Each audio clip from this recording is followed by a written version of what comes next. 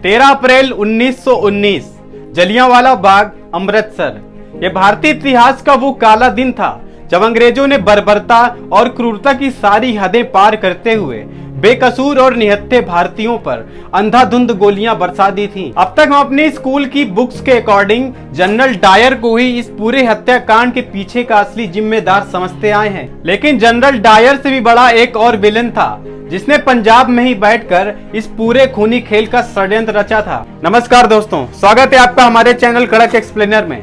आखिर इस पूरे हत्याकांड के पीछे का असली जिम्मेदार कौन था और किस भारतीय ने इसका बदला किस तरह से और कहां जाकर के लिया, साथ ही इस पूरे हत्याकांड के पीछे की असली कहानी क्या है, जानते हैं आज की हमारी इस वीडियो में।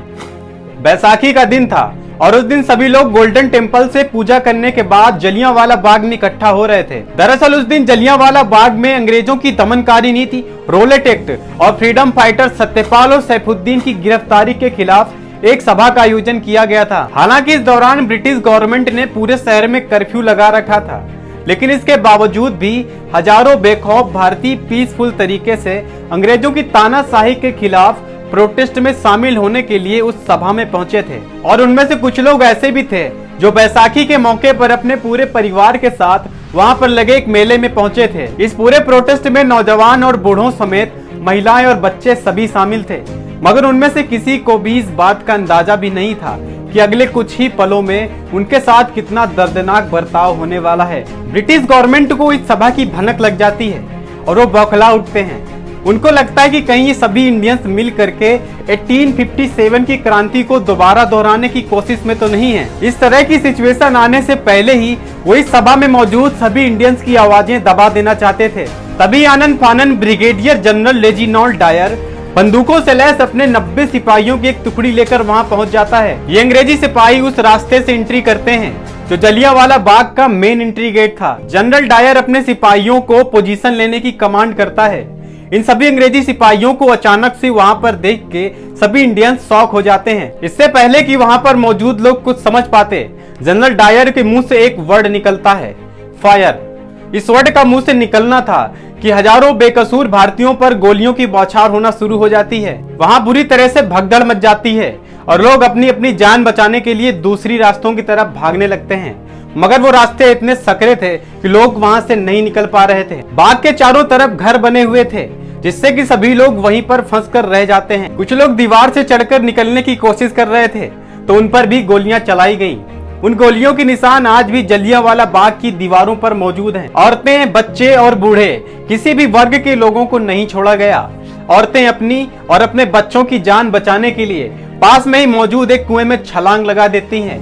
इनको देखकर बाकी और भी कुछ लोग उस कुएं में कूद जाते हैं। 1650 राउंड गोलियां चलने के बाद अचानक उन सिपाहियों की बंदूकें एकदम से रुक जाती हैं। जी नहीं दोस्तों, अगर आप ये सोच रहे हैं कि इन अंग्रेजों को उन पर रहम आ गई थी तो आप गलत हैं, क्योंकि 1650 राउंड गोलियां चलने के बाद उन अंग्रेजों की सभी गोलियां खत्म हो गई थीं। और आप यकीन मानिए, अगर इन अंग्रेजों के पास और भी ज्यादा गोलियां होती तो इनकी बंदूकें तब तक चलती जब तक वहां पर मौजूद एक एक भारतीय शहीद ना हो जाते। कुएं में अभी भी कुछ लोग जिंदा थे जिनको अंग्रेजों के जाने के बाद निकाला जा सकता था, मगर अंग्रेजों ने जाने के पहले ही कुएं के बाहर तड़प रहे लोगों को उठा उठाकर कुएं के अंदर डालना शुरू कर दिया, जिसकी वजह से जो लोग कुएं के अंदर जिंदा भी थे उनकी दम घुटने से मौत हो जाती है। ब्रिटिश गवर्नमेंट के दस्तावेजों के अकॉर्डिंग 379 लोगों की मौत और 200 लोगों की इंजर्ड होने का दावा किया गया है, और वहीं जलियांवाला बाग में सिर्फ 388 शहीदों की लिस्ट है। लेकिन इसके पीछे का असली सच तो ये है कि इस पूरे नरसंहार में 1000 से भी ज्यादा लोग शहीद हुए थे और तकरीबन 1500 से भी ज्यादा लोग बुरी तरह इंजर्ड हुए थे। अब यहाँ से शुरू होता है कहानी का दूसरा फेज। दरअसल इस पूरे हत्याकांड को अंजाम देने के लिए जनरल डायर को ऑर्डर दिए थे माइकल ओ डायर ने, जो उस समय पंजाब में ईस्ट इंडिया कंपनी का गवर्नर था। कुल मिलाकर माइकल ओ डायर ही वो शख्स है जो असल में इस पूरे हत्याकांड का रिस्पॉन्सिबल है। इस पूरे नरसंहार के बाद जलियांवाला बाग में उधम सिंह नाम का एक अनाथ बच्चा बच जाता है और वो बच्चा तुरंत इस पूरे नरसंहार के पीछे के असली आरोपी को मारने की कसम खा लेता है। और इस हत्याकांड के 20 साल के बाद उधम सिंह बदला लेने की फिराक में लंदन जा पहुंचते हैं। जलियांवाला बाग हत्याकांड के 21 साल बाद 13 मार्च 1940 को रॉयल सेंट्रल एसोसिएशन की लंदन में कॉक्सटन हॉल में एक बैठक थी जहां पर माइकल ओ डायर को भी आना था। और उस टाइम उधम सिंह पहले से ही उस कॉक्सटन हॉल में मौजूद थे और अपनी रिवॉल्वर को एक मोटी सी किताब के बीच छिपा ली थी। अब आप ये सोच रहे होंगे कि किताब कितनी ही मोटी क्यों ना हो, अगर उसके भीतर रिवॉल्वर छुपाई जाएगी तो रिवॉल्वर दिखेगी ही। तो मैं आपको ये क्लियर कर दूं कि उधम सिंह ने किताब के पेजेस को रिवॉल्वर की उस शेप में काटा था कि रिवॉल्वर उसके अंदर आसानी से छुपाई जा सके। बैठक की दीवार के पीछे से मोर्चा संभालते हुए उधम सिंह ने माइकल ओ डायर पर गोलियां चला दी।